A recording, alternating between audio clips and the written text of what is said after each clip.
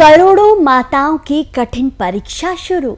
संतान के लिए इस दिन रखा जाएगा जितिया का सबसे मुश्किल व्रत।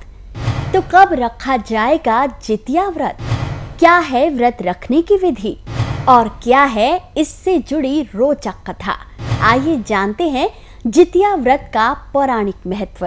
दोस्तों, आज हम बात एक ऐसे पवित्र व्रत की करेंगे जो हमारी माताओं के लिए बेहद खास है, जितिया व्रत, जिसे जीवित पुत्रिका व्रत या ज्योतिया के नाम से भी जाना जाता है।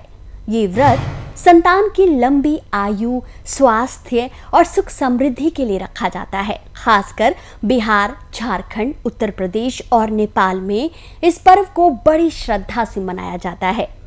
जितिया व्रत को हिंदू धर्म में सबसे कठिन और पवित्र व्रतों में से एक माना जाता है। इस व्रत में छठ की तरह ही नियमों का कठोरता से पालन किया जाता है। करोड़ों माताएं अपनी संतान, खासकर पुत्रों की लंबी आयु, अच्छे स्वास्थ्य और समृद्धि के लिए ये व्रत रखती है। मान्यता है इस व्रत को करने से संतान पर आने वाले संकट दूर होते हैं और उन्हें कभी वियोग का दुख नहीं सहना पड़ता। शास्त्रों के अनुसार ये परंपरा भगवान श्री कृष्ण के समय से चली आ रही है। हिंदू पंचांग के अनुसार जितिया व्रत हर साल आश्विन मास के कृष्ण पक्ष की अष्टमी तिथि को रखा जाता है। अगर इस साल की बात करें तो ये तिथि 14 सितंबर रविवार को पड़ रही है। आइए शुभ मुहूर्त पर एक नजर डालें। जितिया व्रत 2025, नहाय खाए 13 सितंबर शनिवार। अष्टमी तिथि शुरू 14 सितंबर सुबह 5:04 पर। अष्टमी तिथि का समापन 15 सितंबर सुबह 3:06 पर। व्रत का पारण 15 सितंबर सोमवार सुबह। इस साल खास बात यह है कि अष्टमी तिथि पर शिववास योग और द्विपुष्कर योग जैसे शुभ संयोग बन रहे हैं। इन योगों में भगवान श्री कृष्ण और शिव की पूजा करने से संतान की मंगल कामना और घर में सुख शांति की प्राप्ति होती है। जितिया व्रत मातृत्व की शक्ति, त्याग और बच्चों के प्रति निस्वार्थ प्रेम का प्रतीक है। इस दिन माताएं निर्जला उपवास करती हैं, यानी बिना पानी और अन्न के पूरे दिन रात उपवास। एक कठिन तपस्या संतान के कल्याण के लिए उनकी अटूट श्रद्धा को दर्शाती है। आइए जितिया व्रत की प्रक्रिया की बात कर लें। जितिया का व्रत 3 दिनों का पर्व है जो छठ पूजा की तरह ही अनुशासित और विधि विधान से भरा होता है। पहला भाग नहाय खाए का होता है। नहाय खाए 13 सितंबर।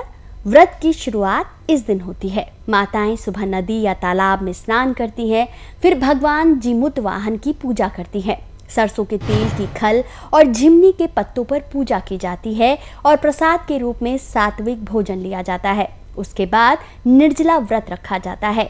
14 सितंबर अष्टमी तिथि को माताएं पूरे दिन बिना पानी और भोजन के उपवास रखती हैं। इस दिन भगवान जीमूत वाहन, श्री कृष्ण और सूर्य देव की पूजा का विधान है। साथ ही चील और सियार की मिट्टी की मूर्तियां बनाकर उनकी पूजा होती है। अब अंतिम पड़ाव पर आते हैं जो है पारण। 15 सितंबर नवमी तिथि पर सूर्योदय के बाद सूर्य देव को अर्घ्य देकर और मंत्रों का जाप कर व्रत का समापन किया जाता है। पारण के समय पारंपरिक भोजन जैसे मटर का झोर, मरुआ की रोटी, चावल और नोनी का साग खाया जाता है। आइए अब जाते जाते जितिया व्रत की कथा का श्रवण करते हैं। जितिया व्रत की कथा भगवान जीमूत वाहन से जुड़ी है। पौराणिक कथा के अनुसार जीमूत वाहन एक दयालु राजा थे जिन्होंने नागवंश को गरुड़ से बचाने के लिए अपना बलिदान दे दिया था। उनकी इस निस्वार्थ भक्ति और त्याग के कारण उन्हें पूजनीय माना जाता है। इस कथा को व्रत के दौरान सुनना अनिवार्य होता है क्योंकि ये माताओं को संतान के लिए बलिदान और प्रेम की प्रेरणा देती है। जितिया व्रत के नियम बड़े ही कठोर होते हैं। निर्जला उपवास रखा जाता है। व्रत के दिन पानी या भोजन का सेवन नहीं किया जाता। शुद्धता का ध्यान रखा जाता है जिसमें स्नान और स्वच्छ वस्त्र पहनकर पूजा की जाती है। पूजा सामग्री में भगवान जीमूत वाहन, चील और सियार की मूर्तियों के लिए कुशा, मिट्टी और गाय के गोबर का उपयोग किया जाता है। व्रत के बाद दान करने से पुण्य बढ़ता है और कई जगहों पर महिलाएं एक साथ कथा सुनती हैं जिससे व्रत का माहौल और पवित्र हो जाता है।